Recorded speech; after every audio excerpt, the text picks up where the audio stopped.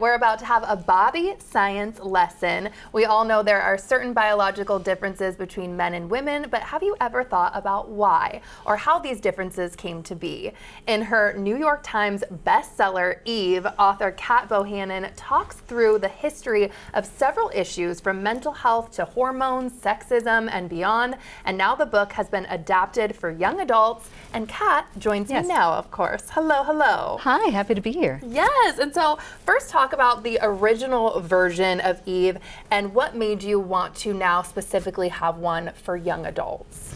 So what originally made me write this book is that somehow we have all these stories about how our bodies evolved, where human beings come from, and yet females were always like this side character, just sort of like this unimportant, like, yeah, we're making the next generation in our actual bodies, but it's cool, we don't matter, whatever, right? But in science, though, also, right? Yeah. So I thought that needed a correction, and we know that women and girls are understudied and undercared for in just about every setting, but that's finally starting to change, and it's changing how we understand what we are even as mammals. And so that was really cool. So I wanted to really give people a lay of the land with a lot of jokes in this book, and then while I was out there promoting it, whether it was on the Daily Show or elsewhere, people would come up to me and be like, I have a daughter, I have a granddaughter, I have a cousin, I got a niece, and I want to be able to talk to her, but she's still a teenager, she's a tween, and I want to be able to give this book to her, and so we adapted it for younger readers, and that just came out yesterday. I know, that's so amazing. So you had the first one was out in 2023, you said. October 23, my first book. Oh I know. My gosh. I just finished my PhD that year. It was crazy times. Okay, crazy times. Yeah. And you want to talk about some big misconceptions around certain body functions too that you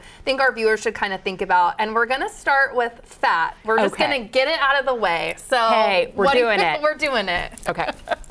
Yeah. Go. Okay, so we know that females have different fat depots, fat deposit, different patterns of fat deposit on our bodies on average compared to men.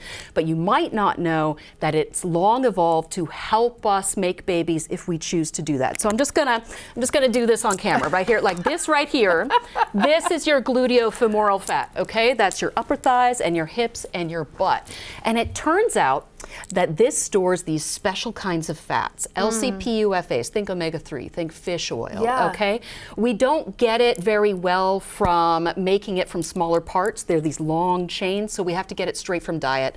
And then actually from like mid-childhood forward, we're just storing it if we're female. We're just hoovering it down and literally storing it in our actual butts, not just our cake, but this specific kind of fat. But it turns out that it's really important for baby brains and retinas. Wow. So this is like metabolically protected most of your life, right? First place to gain, last place to lose. You've heard of Spanx, it's a thing. It's a thing. It's a thing. Except if you ever choose to be pregnant and you do make it to a third trimester, then it's like the baby's got a crazy straw straight to your butt and is hoovering the stuff into its own body. Also, if you ever breastfeed in those early phases of breastfeeding. And mostly coming from there. So it's not like, does this dress make my ass look fat? It's, does it make it look smart?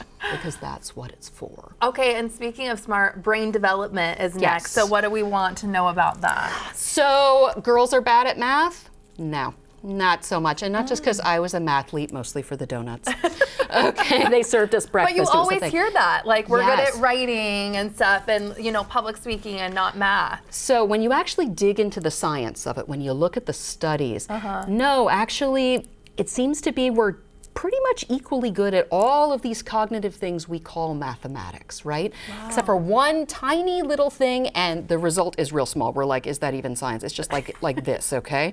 And that's called this subset of spatial logic where picture a box in your head. Okay, picture a box and then rotate it.